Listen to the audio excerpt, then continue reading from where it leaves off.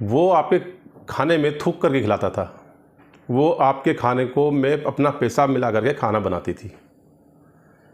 ऐसी घटनाएं बहुत हो रही हैं, लेकिन आपको ऐसी घटनाएं दिखाई जा रही हैं सिर्फ एक चश्मे से कि वो मुसलमान करते हैं।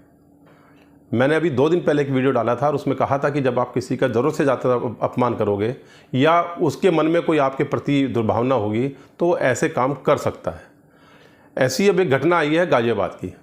वहाँ पे जो एक काम करने वाली बाई जो पिछले लगभग 4-5 सालों से उसका काम कर रही थी, शायद 7-8 सालों से काम कर रही थी, वो उस परिवार को, जो रियल इस्टेट कारोबारी एक संपन्न परिवार, उसके परिवार के लोगों को अपना पेशाब से खाना बना करके उनको खिलाया करती थी।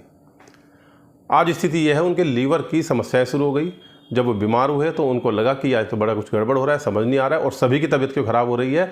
तो तब उन्होंने एक रसोई में कैमरा लगाया और तब जा कर के वो नौकरानी पकड़ी गई। नौकरानी मुसलमान नहीं थी, नौकरानी हिंदू थी, उसका नाम रीना था और वो गाज़ियाबाद की थी। तो मेरा कहना सिर्फ इस बात से है कि आपको ये बताना चाहता हूँ कि अगर आपके लिए किसी के मन में कोई दुर्भावना है, आपने उसका अपमान किया हो या नहीं किया हो तो भी हो सकता है, और यदि आपने वास्तव में किसी का अपमान किया है तो वो निश्चित रूप से और गलत तरीके से आपसे कोई बदला लेगा। और ऐसी स्थिति में ले सकता है कि हो सकता है वो सामने आपको जवाब ना दे पाए, सामने वो पीट करके चला जाए, आपके सामने से वो गालियाँ खा के चला जाए, लेकिन वो कहीं ना कहीं उसका अपमान का बदला किसी ना किसी प्रकार से ले सकता है। मैंने हिंदू लोगों के बीच में भी देखा है। जब हम पढ़ते थे तो एक ऐसी परिस्थितियाँ थी कि जो लोग संपन्न परिवार से या जो आर्थिक समस्याएं थोड़ी सी होती थी या जिनके फादर वगैरह प्राइवेट जॉब वगैरह करते थे और कुछ लोग शौकिया भी करते थे कि उस समय 2-3 महीने की छुट्टियों में वो किसी रेस्टोरेंट पर काम करना शुरू करते थे। अक्सर ये सबसे आसान तरीका होता था 2-3 महीने का रेस्टोरेंट का। कोई बहुत ही स्थिर वैसे करना चाहे तो वेटर का काम कर ले, वरना उसमें जो मैनेजर जो बिल वगैरह बनाता था इस तरह काम कर ले। मेरे भी 1-2 मित्र इस प्रकार के काम करते थे जो हरिद्वार में, और एक मेरा मित्र जो आज महाराष्ट्र में रहता है वो एक रेस्टोरेंट पर जो बिल वगैरह बनाने का यानी मैनेजर का काम करता था। तो एक दिन क्योंकि छुट्टियां थी, मैं भी बोर हो रहा था, तो उसने कहा चलो आज मेरे साथ चलना, टाइम पास करते हैं, 2-3 घंटे में वापस आएंगे क्योंकि आज मुझे जल्दी आना है। हर की पैड़ी के पास ही वो एक अच्छा एक प्रतिष्ठित रेस्टोरेंट, होटल भी है उनका, रेस्टोरेंट भी है। तो मैं उसके साथ चला गया। 1-2 घंटा जब उसके साथ बैठे तो वो किसी का कस्टमर का ऑर्डर था, वो लेट हो रहा था, तो उसने मैनेजर को बोला यार लेट हो गया बहुत ज़्यादा। तो वो जाकर के नीचे, क्योंकि उसका जो रसोई था वो बेसमेंट में था और उसका वहीं पे गोडाउन भी था, तो उसने कहा चलो आप नीचे दिखा के आते हैं और देखते हैं ऑर्डर भी कैसे लेट हो रहा है। मैं उसके साथ नीचे चला गया। तो वहाँ पर जो वेटर थे, जो वो लोग प्लेट सजा रहे थे और प्लेट में जैसे चावल रखते हैं तो उसको लेवल करने के लिए उसने ऐसे हाथ घुमाया और जितने चावल उसके हाथ में आए उसने मुंह में ऐसे किया। जितने चावल रह गए, क्योंकि वो जीरा राइस शायद था, वो जितने मुंह में आ गए, बाकी उसके प्लेट में वापस गिर गए। इसी प्रकार से मेरे सामने की ये सब मेरे सामने की घटनाएं हैं। और एक ने दाल चेक की, उसने बाकायदा उसमें कटोरी में से हल्की सी दाल ली कि हाँ नमक वगैरह तो ठीक है इसका, और उसमें बाद में उसने ऐसे ठीक से घुमाया और वो चम्मच वापस रख दी। मैं उस बात को देख रहा था और मैंने, जो मेरा मित्र था, नाम लेना ठीक नहीं किसी का, तो मैंने उसको टोका। उसने कहा यार ये तो सब चलता है यहाँ पे, ये सब चीज़ें ऐसी चलती हैं, और जब मैं अपने लिए कुछ करवाता हूँ तो सामने खड़े होकर बनवाता हूँ मैं अपने लिए। अगर कभी कुछ खाने का मन करता है तो वैसे तो मैं यहाँ खाता ही नहीं हूँ। ये परिस्थितियाँ किसी भी रेस्टोरेंट में, किसी भी घर में, किसी भी जगह हो सकती हैं, किसी के साथ भी हो सकती हैं। और ये परिस्थितियाँ तब होनी बंद हो सकती हैं बशर्ते तब या तो हर एक के दिल से दुर्भावना निकल जाए, दूसरी बात आपस में आप प्यार बना करके रखें। वरना कोई मुसलमान हो सकता है आपकी चाय में, आपके दूध में, आपके किसी खाने में वो थूक कर खिला रहा हो, आपके पेशाब करके खिला रहा हो, या कोई हिंदू महिला हो चाहे पुरुष हो वो भी आपके साथ यही काम कर रही हो, पेशाब से खाना बना करके खिला रही हो। लेकिन ये काम कोई भी व्यक्ति कर सकता है। हाँ, ये बात अलग है टीवी पर मसूरी की घटना, देहरादून की घटना ये चलेंगी क्योंकि वो मुसलमान वहाँ पर व्यक्ति था। हो सकता है ये घटना जो गाज़ियाबाद की हो टीवी पर उतनी लाइमलाइट या सोशल मीडिया पर उतनी लाइमलाइट, या उत्तराखंड के मुख्यमंत्री उसका जिक्र ना करें या उत्तर प्रदेश के मुख्यमंत्री उसका जिक्र ना करें, क्योंकि उनको मुसलमान के जो दुर्भावना फैलाने में ज़्यादा उनको फ़ायदा है, राजनीतिक फ़ायदा है। लेकिन आपका नुकसान इसमें दोनों तरीके से है। और आपका नुकसान इस प्रकार से है कि अगर आप मनोवैज्ञानिक रूप से देखें, अगर आप किसी को अपमानित करते हैं, आप मान लीजिए कोई भी आपकी जो बिरादरी है, आप जिस भी जाति के हैं या जिस भी धर्म के हैं, कोई आपके साथ अपमान से बोले, अबे तू तो फला है, तो अबे तू ब्राह्मण का है, अबे तू जाट का है, अबे तुम तो बदमाश होते हो, मतलब कुछ भी इस प्रकार की घटनाएं जो होती हैं, तो आपके मन में कहीं ना कहीं एक बार दो बार मजाक में सुन करके इग्नोर कर देंगे। उसके बाद आपको लगेगा यार ये तो बोलते ही ऐसे, चल इसको देखूंगा यार, मैं कुछ कह नहीं पा रहा हूँ क्योंकि मेरे से ताकतवर है, लेकिन देखूंगा, एक समय आएगा। और जब समय आएगा तो वो हो सकता है आप उसके चाय पीने चले जाएँ, तो वो आपको अपनी पहले रसोई में किसी बहाने से जाएगा, झूठी करके तब आपके सामने लेकर के आएगा।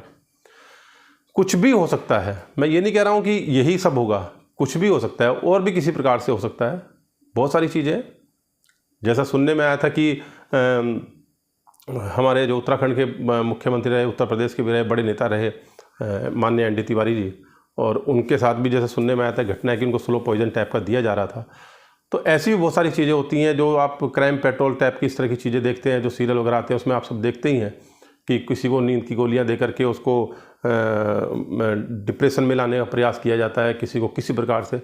ये दुर्भावनाएं तब तक मन में रहेंगी, तब तक चलेंगी। प्रयास ये कीजिए कि आपके मन में जो दुर्भावनाएं हैं दूसरे लोगों के लिए, उनको अपने दिमाग से निकालिए, जबान से ख़त्म कीजिए। किसी के साथ भी हो सकता है, कोई भी कर सकता है, इसकी कोई गारंटी नहीं, लेकिन कम किया जा सकता है। इसको कम करने का प्रयास सिर्फ इतना ही है कि आप इसके जो भी चीज़ें हैं उसको अपने दिमाग से निकाल करके, और मुंह में जो आप करते हैं, सोशल मीडिया पे जो लिखते हैं कि जो इतनी दूसरों को हर्ट हो, वो सब चीज़ें लिखते हैं, उन सब चीज़ों से बचें। किसी को साथ में बैठाएं, जो गरीब लोग हैं, गरीब तबका है, उसको भी साथ में बैठाएं, उसको साथ में बैठा करके समस्याएं पूछें, संवाद करें। ये सब संवाद से ही सुलझ सकता है।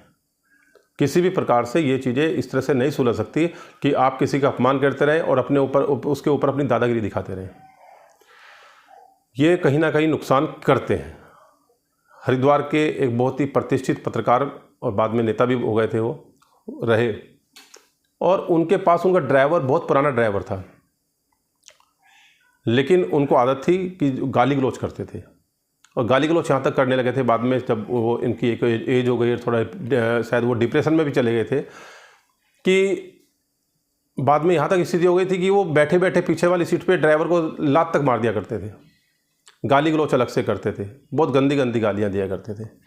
तो एक समय आया, और समय क्या आया कि वो सर्दी के दिनों में अपना पैर सेक रहे थे हीटर पे, जो ब्लोवर टाइप के होते हैं वहाँ पे, तो वो ज़रूरत से ज़्यादा उन्होंने सेक लिया होगा, तो वो नीचे नुकसान कर गई और वहाँ पे उनकी स्किन वगैरह खराब हुई, तो वो चल नहीं पा रहे थे। ड्राइवर को भी मौका चाहिए था बदला लेने का। उसने अपने एक साथी के साथ मिलकर के उनका मर्डर किया, और हरिद्वार ऋषिकेश रोड पर एक रास्ता पड़ता है, वहाँ पर जो है उनको फेंक करके आ गए। तो ये जो घटनाएं हैं किसी के साथ भी कहीं भी किसी प्रकार से हो सकती हैं, लेकिन इसका सबसे बड़ा आसान तरीका सिर्फ यही है कि आप अपने दिमाग से, अपने मनोभाव से, अपनी व्यवस्थाओं से, अपने जबान से, अपनी लेखनी से दुर्भावनाएं हटाने का काम करें, सकारात्मक चीज़ें लेकर के आएँ। सकारात्मक चीज़ें ही इन सब चीज़ों को दूर कर सकती हैं। किसी के साथ ही बैठे उसको साथ संवाद करके उसे समस्याएँ सुने, उसकी समस्याएँ सुन करके, और तब उसके साथ आप अपनापन अगर आप पैदा करके रखेंगे तो निश्चित रूप से इन चीज़ों में कमी आने का काम होगा, और हो सकता है धीरे धीरे कमी दूर हो जाए।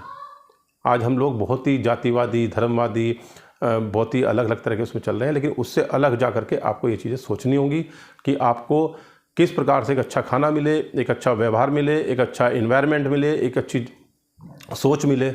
उसके साथ आपको ये सब चीज़ें सोचनी होंगी कि संवाद करें, संवाद करके सबको समझाएं, देखें, कुछ काम अपने आप से खुद से करें, कुछ काम तो ऐसे बिल्कुल करें जो व्यक्तिगत ही किसी प्रकार से, चाहे उसमें समय एक एक्स्ट्रा समय लगे, सिर्फ पैसे की भागदौड़ कमाने के लिए, जो आज की तारीख में बड़े शहरों में, बल्कि वो जो रोग है, जो बीमारी है, वो छोटे शहरों तक पहुंच चुकी है कि हम सिर्फ पैसा कमाने के लिए इतने लग गए हैं कि पूरे का पूरा परिवार पैसा कमाने में लगा हुआ है, और जिसके लिए हम खाना वो कमाते हैं खाने के लिए, संपन्नता के लिए, ना तो उसको भोग पाते हैं, ना उसका इस्तेमाल कर पाते हैं।